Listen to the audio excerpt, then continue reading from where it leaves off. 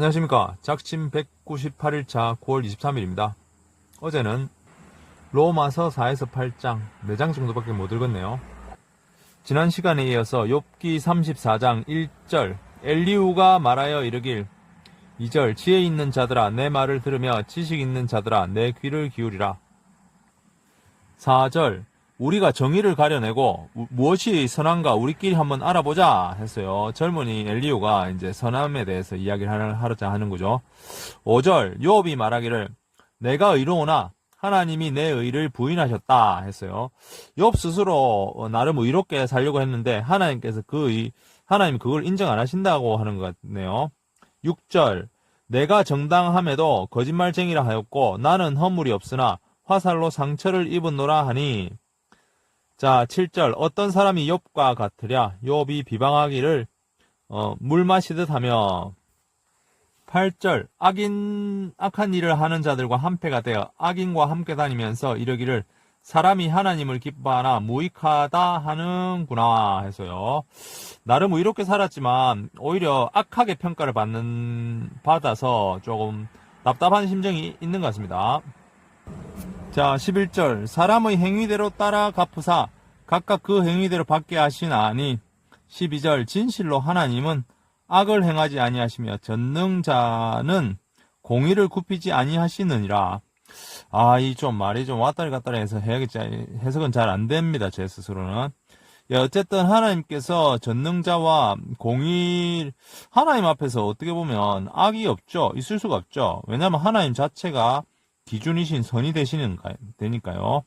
그래서 공의란 것은 하나님의 뜻이 되겠죠. 자, 14절. 그가 만일 정하시고 그의 영과 목숨을 거두실진데 모든 육체가 다 함께 죽으며 사람은 흙으로 돌아가리라. 한마디로 결국 하나님이 뜻을 세우시고 그 영과 목숨을 사람의 영혼과 목숨을 알아서 주인이 되신다는 거죠.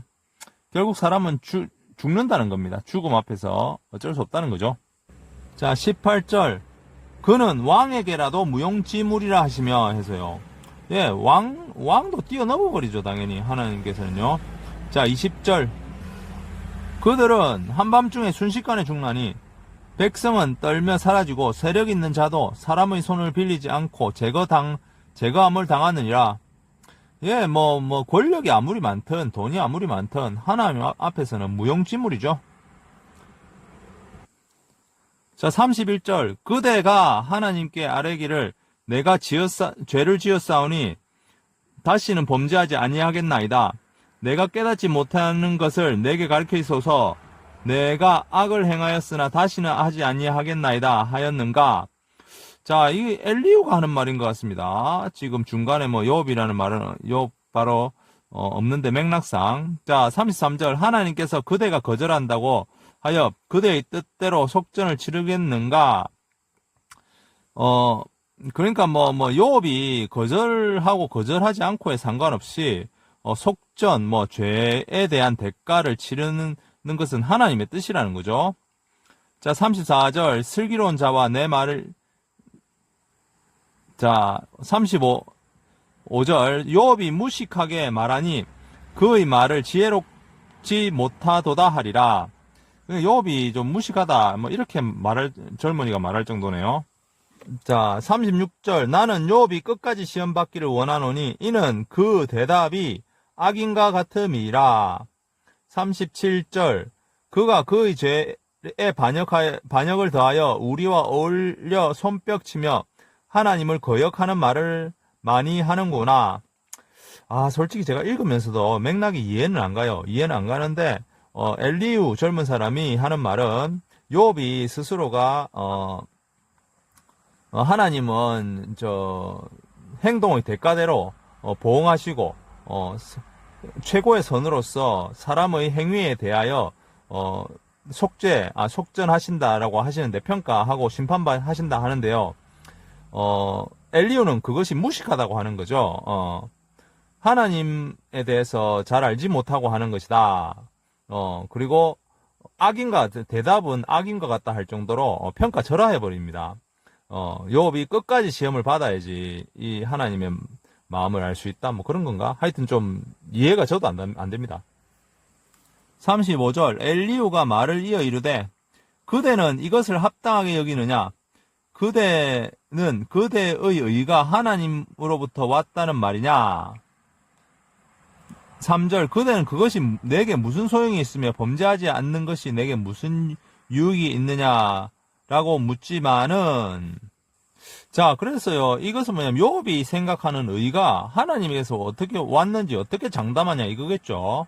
그래서 욥이 생각하는 의로움이 하나님에게서 왔다고 너가 어떻게 장담하냐 이런 어투인 것 같습니다.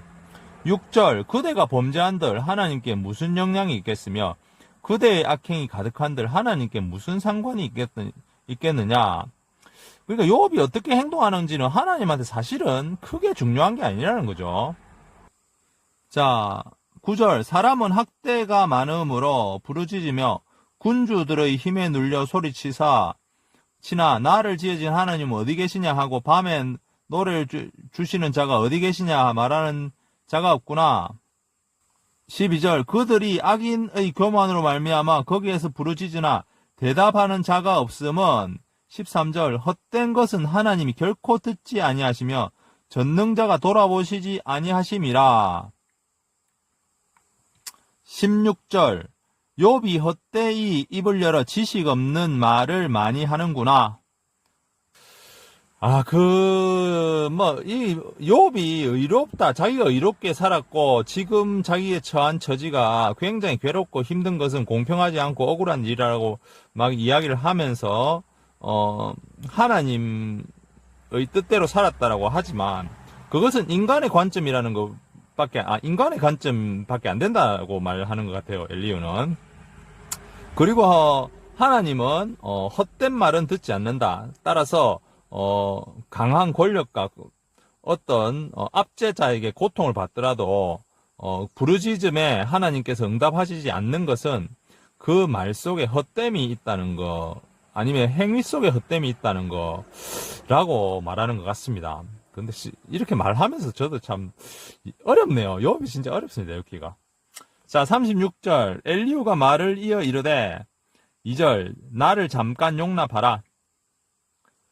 내가 그대에게 보이리니 이는 내가 하나님을 위하여 아직도 할 말이 있음이라 했어요. 내가 말 좀 더 하겠다 알죠.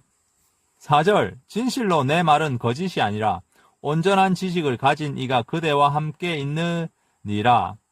5절 하나님은 능하시나 아무도 멸시하지 아니하시며 그의 지혜가 무궁하사 악인을 살려주지 아니하시며 고난받는 자에게 공의를 베푸시며 해서요. 하나님께서는 불쌍한 자를 챙기신다는 거죠. 그리고 아무도 멸시하지 않는다. 그리고 온전한 지식, 온전한 지혜가 하나님에게 다 있다는 거죠. 자, 11절 만일 그들이 순종하여 섬기면 형통의 날을 보내며 즐거운 해를 지낼 것이요. 12절 만일 그들이 순종하지 아니하면 칼에 망하며 지식이 없이 죽을 것이다. 해서요. 순종하면 지혜와 명철과 함께 즐거운 날들을 보낼 수 있다.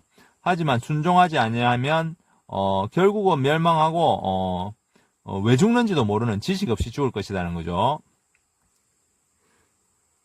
자, 10절.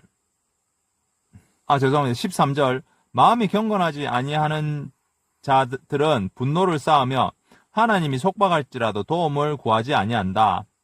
한마디로 마음이 경건하지 않는 자들은 어려움에 처해도 하나님을 찾지 않는다는 거죠. 자, 15절. 하나님은 공고한 자, 그 공고에서 구원하시며 학대당할 즈음에 그 귀를 여시나니 해서요.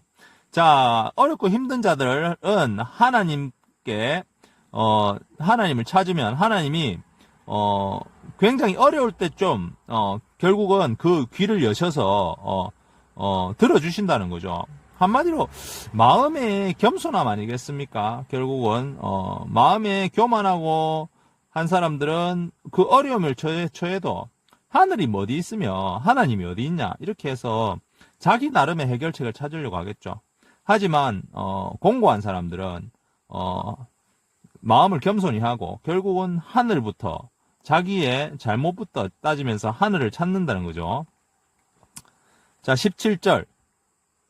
이제는 악인의 받을 벌을 그대에게 가득하였고 심판과 정의가 그대를 잡았나니 18절. 그대는 분노하지 않도록 조심하며 많은 뇌물이 그대를 그릇된 길로 가게 할까 조심하라. 19절. 그대의 부르짖음이나 그대의 능력이 어찌 능히 그대가 공고한 가운데에서 그대를 유익하게 하겠느냐. 무슨 말이냐면 결국은 과거는 잊어라. 그대의 능력 옛날에 해왔던 것들이 무슨 소용이냐 지금 어려운 처지에서 달콤하게 무언가를 주는 사람을 조심해라. 오히려 지금 공고함에서 공고하고 어려우니까 과거는 잊고 하나님을 찾아라는 뜻이죠. 자, 21절. 삼가 악으로 치우치지 말라. 그대가 환난보다 이것을 택하였느니라. 자, 지금 어려움 속에서 하나님을 원망하고 어떻게 보면 불평불만하는 것은, 그리고 내가 지금 받아야 될 고통은 사실은 내가 받을 것이 아닌 억울한 것이다 하는 것 자체가 악한 생각이라는 거죠. 왜냐하면 모든 공의의 출발, 모든 진리의 출발은 하나님이시고 결국 사람의 고통이 하나님에겐 전혀 영향을 미치지 않는다는 거죠. 결국 모든 삶의 기준, 이 세상의 기준은 하나님이시고 하나님이 결국 들으셔야 풀린다는 거죠. 24절. 그대는 하나님께서 하시는 일을 기억하고 높이라. 잊지 말지니 인생이 그 일을 찬송하였느니라. 25절. 그의 일을 모든 사람이 우러러보나니 먼 데서도 보느니라. 예, 그러니까요. 어떤 상황이 어떻든 아니면 어디에 있든지 간에 하나님은 보고자 하시면 보시고 듣고자 하시면 들으시니 언행을 계속 조심하고 어렵다 하더라도 그 상황이 어렵다 하더라도 언행을 조심하고 하나님께 끝까지 악하지 말고 겸손히 행동하라 이 말이죠. 그리고 하나님을 계속 바라보라는 뜻인 것 같습니다. 31절. 이런 것들로 만민을 심판하시며 음식을 풍성하게 주시느니라. 32절. 그가 번갯불을 손바닥 안에 넣으시고 그가 번갯불을 명령하사 관역을 치시도다. 33절. 그의 우레가 다가오는 폭풍우를 알려주니 가축들도 그 다가옴을 아느니라. 예, 결국은 큰 우레가 큰 소리와 그 번개가 폭풍우가 다가옴을 알듯이 모든 것은 징조가 있고 그 모든 이 만물, 우리가 풍요롭게 살아가는 이 모든 만물에선 하나님의 뜻이라는 거죠. 예, 제가 이렇게 말을 하면서도요, 제대로 하고 있는지도 모르겠습니다. 욥기는 참 저에게는 참 어렵습니다. 하지만 어렵기 때문에 더 사실적이고 믿음이 가는 부분도 있습니다. 예, 오늘은 여기까지 하도록 하겠습니다. 화이팅 하십시오. 감사합니다.